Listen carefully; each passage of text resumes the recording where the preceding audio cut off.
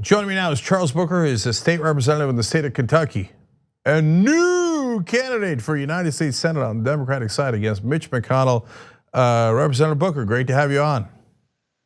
Cenk, it's a pleasure to be with you. Thank you. So, Charles, let's talk about this race. This is exciting. When did you announce, by the way? So I announced the exploratory, actually formally today, but we launched a video yesterday. All right. And made the announcement to the world that we are exploring, making some history and taking a stand for Kentucky. So, look, you're gonna get the same questions everywhere. I'll start that way and then we'll get into more interesting questions. But of course, the first thing everybody's gonna ask you is, look, Hillary Clinton lost Donald Trump in Kentucky by 30 points. So how do you take out McConnell and how do you beat him? Yeah, well, there's a real energy on the ground. And what I've seen over the years, and especially in this past year, is that folks are ready for change. And it's undeniable, and it can't wait. We can't wait.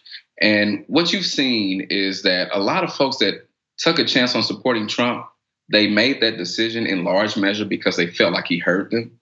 What he did do is call out the fact that the system is broken. But of course, what he did after that is just lie all the way through, weaponize hate, and exploit and rob a lot of folks who are realizing that, wait a minute, we've been sold snake oil.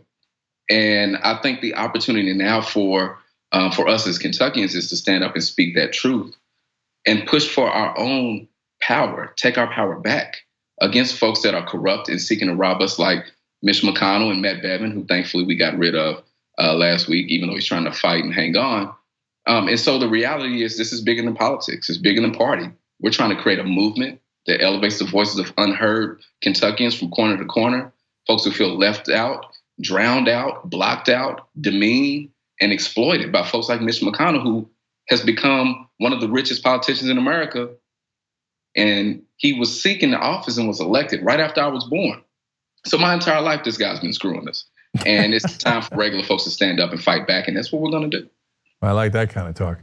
So now, of course, you're not the only Democrat in the race. Chuck Schumer has deemed that it must be Amy McGrath, and she has raised a lot of money. So why you instead of McGrath in the Democratic primary? Well, this call for me to explore this is really central to why I got into politics to begin with. I come from the west end of Louisville. I live now in the poorest zip code in the state.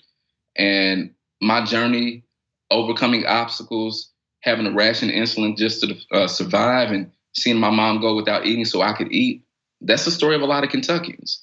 Overcoming obstacles in spite of folks turning them down like Mitch McConnell.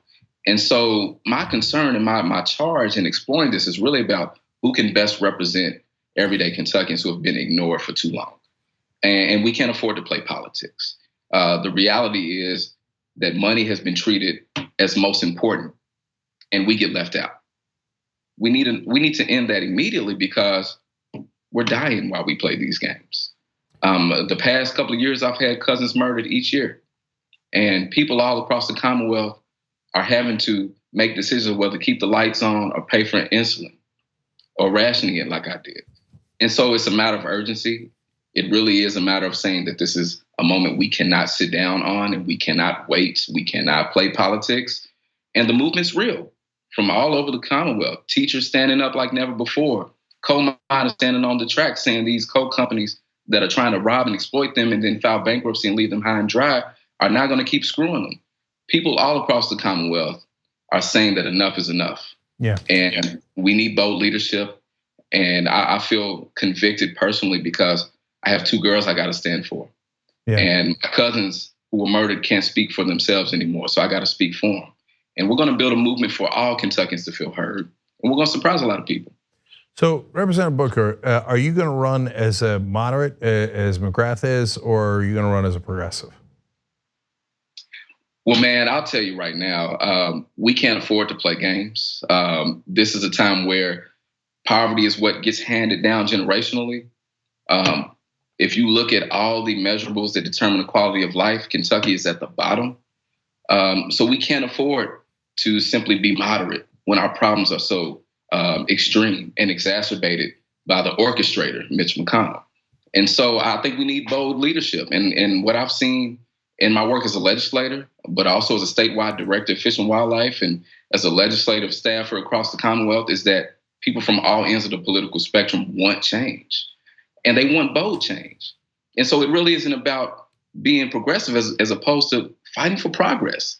Making sure everybody has health care is something that Kentuckians need and deserve. Making sure that we deliver on a Green New Deal and provide thousands of good paying jobs. That's something that Kentuckians need and deserve. And when you sit down and listen to miners, they'll tell you they know those jobs are leaving.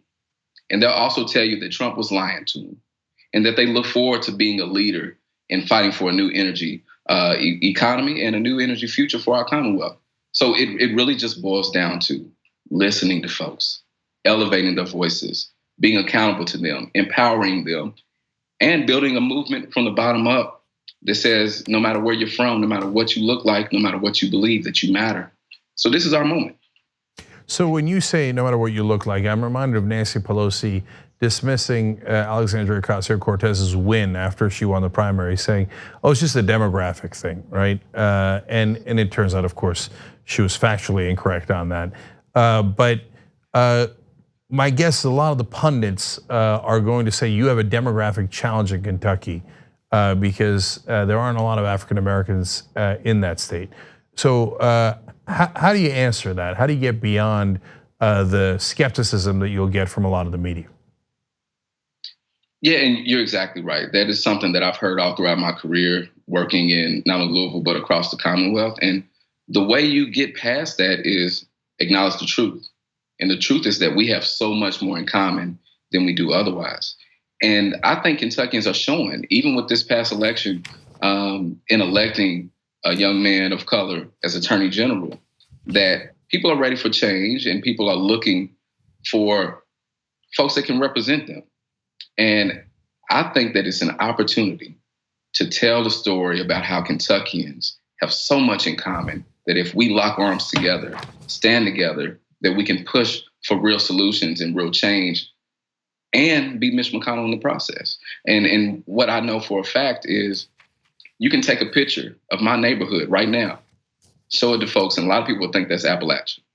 We have so much in common, and our frustrations are largely the same. And we need leadership that can build bridges and not use hate and division as a weapon. And Kentucky's tired of that. And that's why Matt Bevin's gone. So what are the issues that you're going to focus on in your race and really emphasize? Yeah, so for me, like I said, this is a matter of survival. My belief and my foundation of faith is what convicts me to stand now. Knowing that we're more than conquerors, so we don't have to accept someone like Mitch McConnell. And so what I'm fighting for and what I propose is that we be bold right now because our families are suffering too much. So that's why I'm proud to say I support a Green New Deal. Because in my community right now, we have brownfields around us. We have an area that's called Rubber Town, where you have to hold your nose when you go by there, and you'll see film of black soot and chemicals on the homes in the area. We can't fish in the ponds in our neighborhood because they're contaminated. And no one has access to the river source that is right up the street from me. So for me, this is a matter of fighting for our families, standing up for those folks who go into those mines and sacrifice day in and day out, coming out of them with black lung, and then having someone like Mitch McConnell turn their back on them. So I'm also going to fight for Medicare for all because I tell my story often as a type 1 diabetic. I know those struggles. I know them even to this day. And no one should die because they don't have enough money in their pocket. And then the big thing for me, very structurally, is fighting against generational poverty. And that means supporting organized labor. That means raising wages and making sure that folks are getting paid what they deserve. And I'm in support of a $15 minimum wage, but we need much more than that, especially for all that we provide for this Commonwealth. There are men and women that work so hard and get robbed and exploited. And so we need to stand against that. And I also believe that because of all that we produce and the tremendous value that Kentuckians put into the economy, that we should have a basic income. We should make sure that every family is taken care of. That's about taking care of home. And folks all across the Commonwealth, no matter what they look like, no matter where they're from, no matter what they believe or their party, that's my family. And so this declaration for me is taken up for my family. So I need people to understand what Representative Booker's referring to when he talks about the $15 minimum wage. The House already passed it, and Mitch McConnell is the single person in the country who is preventing it. He says he will not even allow a vote in the Senate because he doesn't want the Republicans to be embarrassed when they vote against higher wages. So if Mitch McConnell is not defeated, you will not get higher wages in Kentucky or anywhere else. And by the way, he also used that as to hold his own state hostage. He says, well, look, you can't do higher minimum wage in Kentucky because then they'll take the jobs in Alabama or Mississippi or Michigan, right? But now if you did a national minimum wage, that wouldn't be a problem and your wages would be higher in Kentucky. But McConnell knows that and he works for his donors. That's why you need somebody real, someone who's gonna actually represent folks in Kentucky. Charles Booker, it's a bold challenge, and I appreciate you coming on. Oh, I want to tell everybody what the website is, bookerforkentucky.com. And obviously you can also donate there. The links are always down below if you're watching later on Facebook and YouTube. And don't forget, Democratic candidate Andy Beshear for governor just beat Matt Bevin, as Charles alluded to. So yes, Democrats can win in Kentucky, and they just did. So Charles Booker, thank you so much for coming on the Young Turks. Really appreciate it. Thank you, brother. We're building a movement in Kentucky, so keep your eyes on us. All right, I love it. I love it. I love the movement. Love what you're doing. Thank you. 2 easy ways to follow the Young Turks. One is hit the subscribe button down below. Then you're a TYT subscriber. And second is ring the bell. And when you do that on YouTube, you're notified of our videos.